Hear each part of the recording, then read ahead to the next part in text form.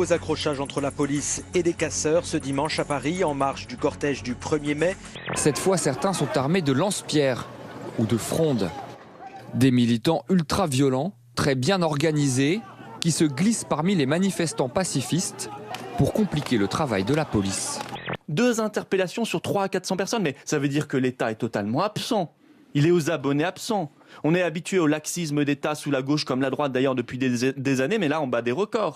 Au pied de la statue de la République, une bouche de métro en feu, symbole d'une nouvelle nuit de tension.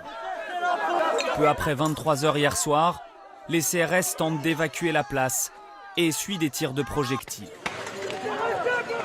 Je demande au gouvernement d'interdire l'occupation de la place de la République, parce que s'il y a un droit à manifester, c'est un autre sujet, il n'y a pas le droit de squatter des places dans Paris, et il y a le droit aussi à la quiétude pour les riverains. Ils sont des centaines à faire la queue depuis des heures déjà. La raison, ces tentes où on effectue maintenant des contrôles avant d'entrer dans le hall des départs. Ce n'est pas de la sécurité, disent passagers israéliens. Si je veux faire quelque chose, je peux le faire maintenant, et je viens d'un pays où on s'y connaît en sécurité.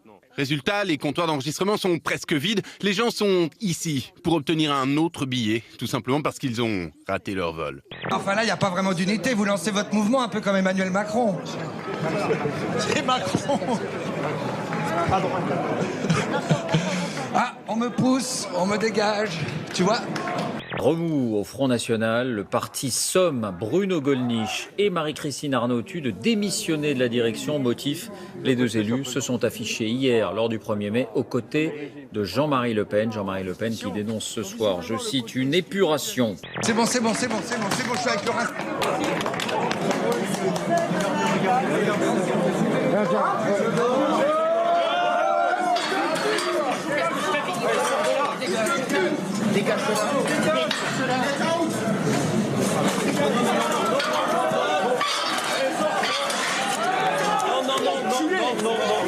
Jean-Marie Le Pen a dit que Marine Le Pen aurait dû lui faire un signe. Quel signe est-ce qu'elle aurait dû lui faire ?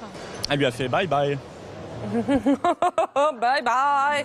C'est officiel depuis hier soir, Jean-Marc Janaillac, retenez bien son nom, c'est lui qui va succéder à Alexandre de Juniac à la tête d'Air France. C'est assez simple à retenir finalement, et donc il va prendre sa place à la tête d'Air France KLM au plus tard le 31 juillet prochain. Voici le TTIP Leaks, c'est ainsi que Greenpeace baptise les 248 pages de documents confidentiels que l'ONG s'est procurés sur le projet d'accord de libre-échange entre l'Europe et les États-Unis.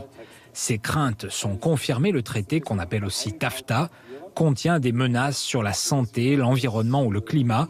Le principe de précaution, par exemple, n'existerait plus. Voilà son petit curriculum vitae. Vous voyez aussi, en avant-dernière ligne, que c'est un ancien élève de l'ENA, de la promotion Voltaire. Qui dit promotion Voltaire, dit promotion aussi de François Hollande. Un petit article sur la sortie d'un livre. C'est un brigadier qui a compilé tous les appels farfelus du 17. Alors, vous avez par exemple ce gars qui un jour appelle, il dit « Bonjour, j'ai frappé ma femme. Je voudrais savoir si je peux déposer plainte contre moi-même, car elle ne veut pas le faire. » Vous avez aussi cet homme qui appelle, qui dit « Ma femme est partie, il faut absolument la retrouver. J'ai besoin d'elle pour traire les vaches. » Pouvez-vous me dire quand est-ce qu'il y aura le changement d'heure ? Bon, voilà. Un autre qui dit « Je ne trouve plus mon téléphone portable, est-ce que vous pouvez le faire sonner ?» Ben oui, pourquoi pas, bonne idée. En Chine, l'histoire de cet homme à scooter qui arrive à un carrefour. Son feu est bientôt vert, il s'avance et regarde qui vient. Un camion freine au feu, un autre derrière n'a pas le temps et tout le monde fonce sur lui en dérapant.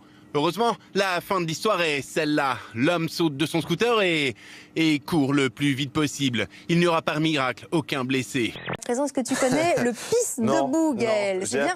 C'est un petit objet en plastique lancé par une société de Montpellier et qui fait un carton. Vous avez peut-être déjà deviné sa fonction. Il permet aux femmes d'uriner debout comme les hommes. Eh bien, ça peut être très utile, figurez-vous, pour éviter de s'asseoir, par exemple, dans les toilettes publiques ou sur son lieu de travail. Petite démonstration sur cette vidéo. Eh bien, 50 000 exemplaires du pisse debout se sont déjà vendus.